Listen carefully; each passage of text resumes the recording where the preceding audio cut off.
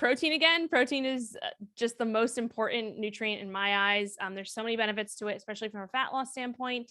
Make sure you're getting your protein in. I actually have like a free protein hunger hacks ebook that everybody can download if they want.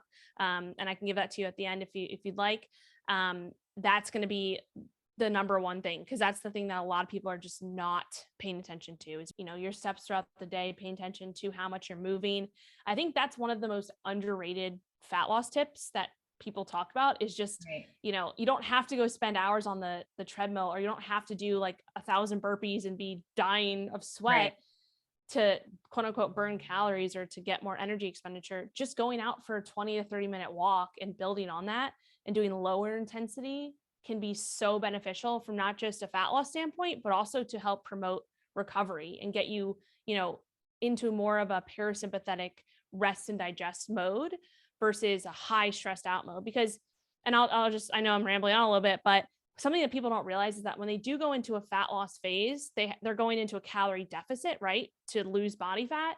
That in itself is a stress, right? Mhm. Literally putting yourself into a deficit is a stress on your body. And so if you're adding all of these other stressors on top of it, like these high intensity workouts, the stress that you're getting from work, you're not sleeping, like all of those things are going to pile on and make it so much harder to adhere to your goals, right? So you need to think about the things that you can do to help de-stress while still helping you work towards your goals. So making sure you're sleeping, walking, literally just walking is such a huge piece of it.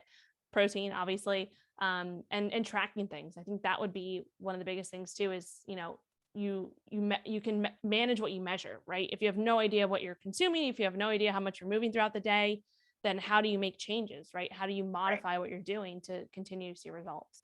Especially with women, we do have to be very careful when we are implementing fasting. I think fasting can be beneficial for certain people, but if you are already super stressed out in your life and you're not used to fasting and you're just trying to like go all in, that might not be the best idea. I think fasting is one of those things that, again, we don't realize that it is a stress on our body as well, right? Especially with females, we have more sensitive hormones. We react more sensitively to these certain stressors. So we have to be very careful. That's a mistake that I made for years, is like thinking that more was better, right? If I fasted for 14 hours, oh, I should do 16 or 18 or 24 Right. hours, and that's better, right? Yeah, maybe you can do that, a few times a year, do a 24-hour fast to maybe help with whatever, maybe help reset your kind of gut microbiome a little bit if you're struggling with digestive issues, things like that. But I think a mistake that a lot of people do is they get caught up in all of that research that you were talking about, all of those kind of clickbaity things that you see online and things like that, and they're not really focused on the big movers that really will make the difference over the long term. So I think fasting can be beneficial, but it all comes down to that individual. And I think the stress component is the biggest thing to think about when you are thinking about fasting, is like, how much stress do you have? And is this fasting going to benefit me? Do I have less stressors going on right now that I could get away with fasting a little bit more? Or Yeah. am I already dealing with so many other stressors that maybe fasting probably like not a good time right now?